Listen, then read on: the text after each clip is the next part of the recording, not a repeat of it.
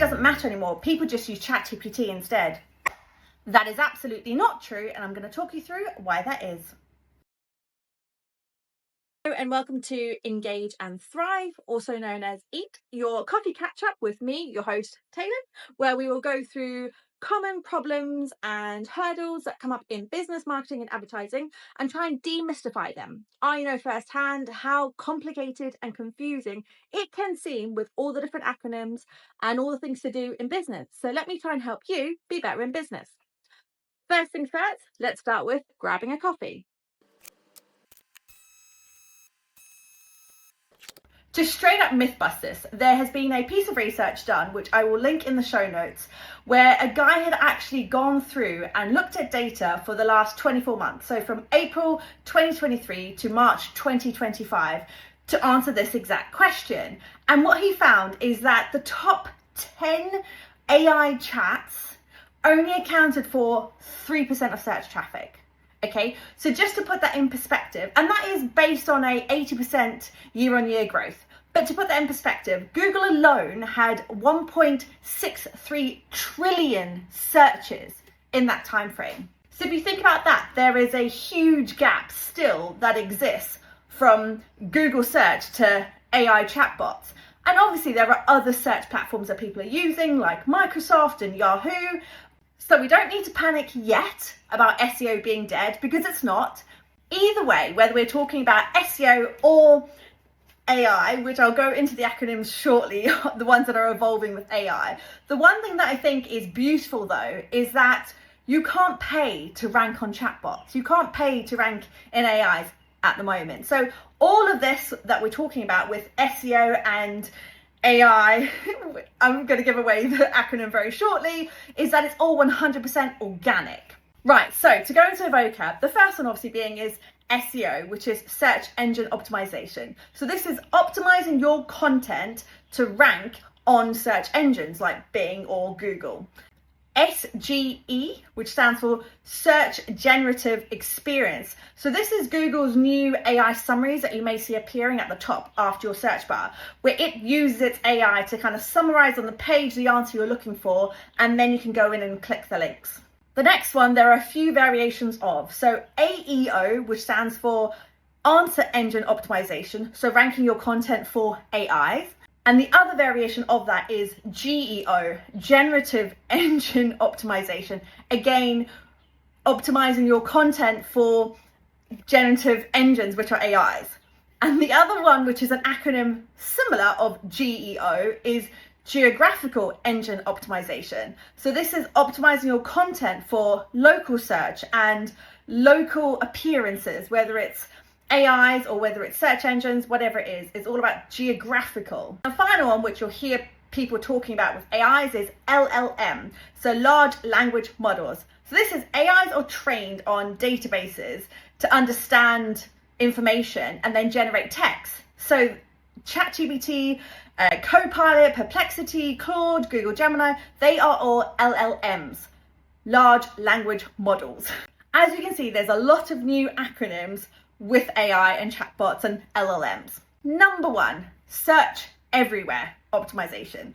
Now, yes, you could abbreviate that to be SEO as well. When I say search everywhere optimization, what I mean is when you're thinking about your content, you really need to be thinking about where it appears everywhere.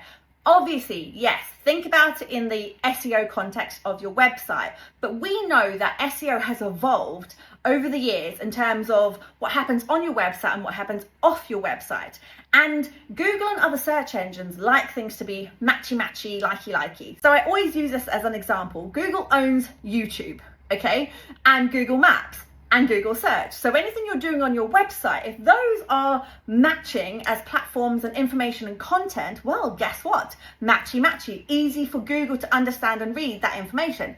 Exactly the same thought process with AIs. So one thing you have to bear in mind is that AIs are trained on data sets, as I said, and they are using information that they can find from the internet, from platforms, from content that has been optimized.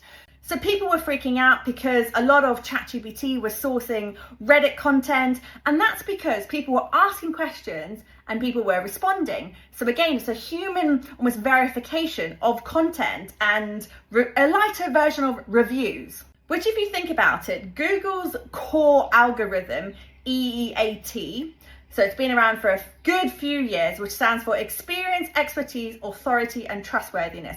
If you always think about that in the back of your mind when you're doing content, and I say when you're doing content because those things are like a natural human thing you should be thinking about.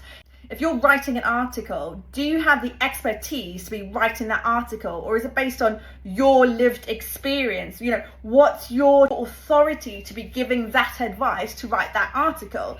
Google will look for that information to find out what's your credentials or what you're about or your industry, and validate, essentially scoring you around your authority of the article.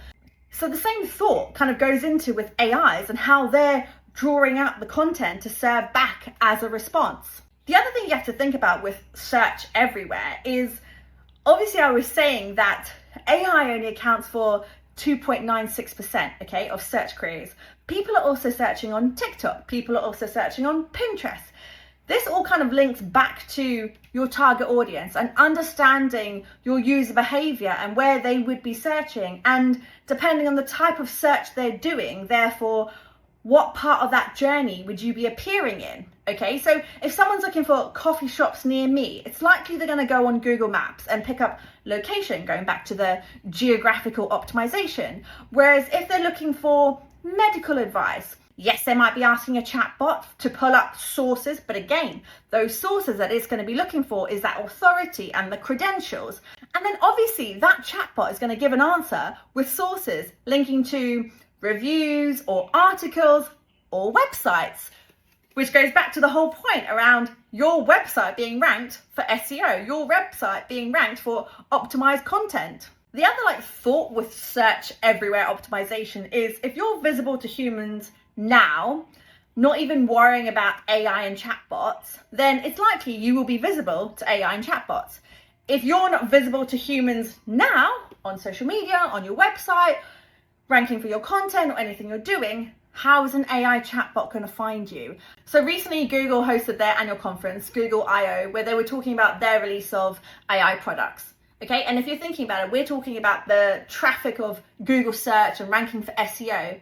But the way that Google were talking about search going forward is very much in two versions, Google search and Google Gemini. And Google search is obviously Google search like you see and exists right now, google.com, and the AI optimized summaries, but then a different user experience of using Google Gemini.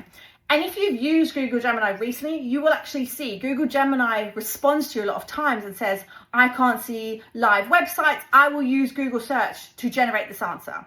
So Google are very much positioning that there's two variations and user experiences of how search is going to go forward. Number two, think human first.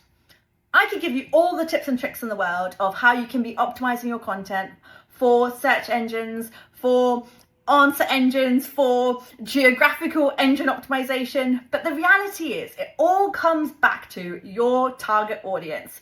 Who is your target demographic, who you're trying to speak to? Okay, that's the first thing to think about. Whenever you're writing your content or doing any content, social content, website content, especially your website content and how you're portraying your business, you need to be thinking about your target audience. So when you're thinking about your target audience, obviously the more you're thinking about the intent or the questions you're answering for them or the problems you're trying to solve for them, what's their pains and gains by interacting with you. By having that constantly in the back of your mind of human first and writing for a human and not writing for AI and computers and machines, the better your content is likely to rank.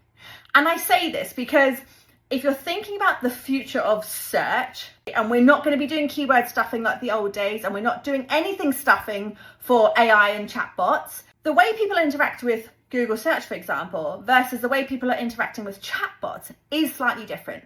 So Google search, typically people might be putting in a few words, like find the coffee shops near me, or best holidays 2025, or trends, or whatever it is.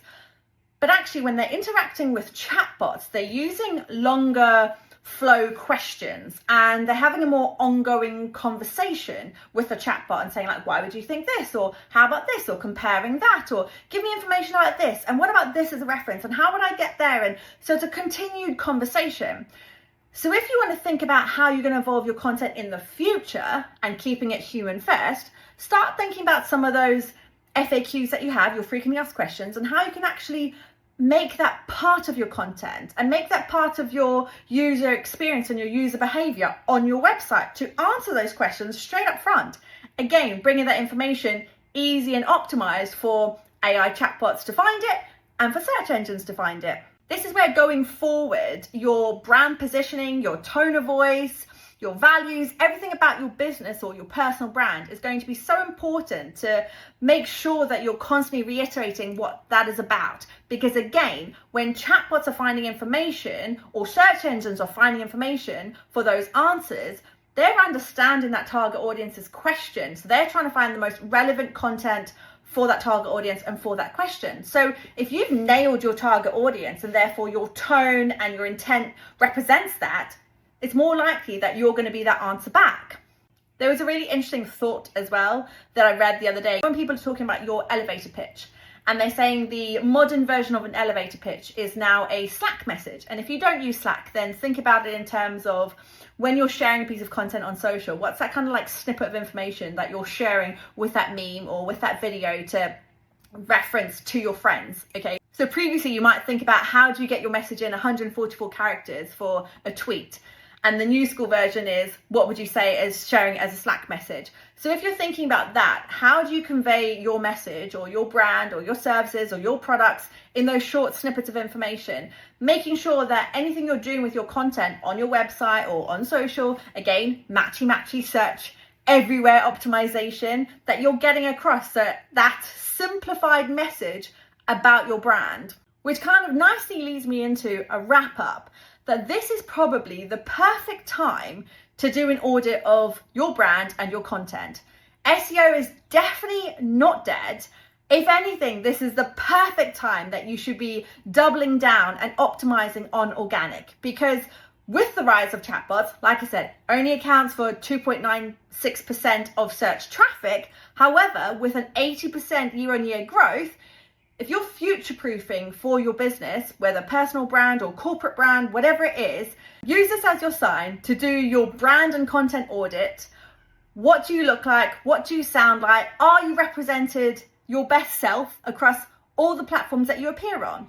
And also, don't be afraid that if you are on platforms and you're not using them, don't forget, shut them down, deactivate them. Remember, bring it all back to your target audience. Thank you for joining for another episode of Engage and Thrive with your host Taelon, and see you next week.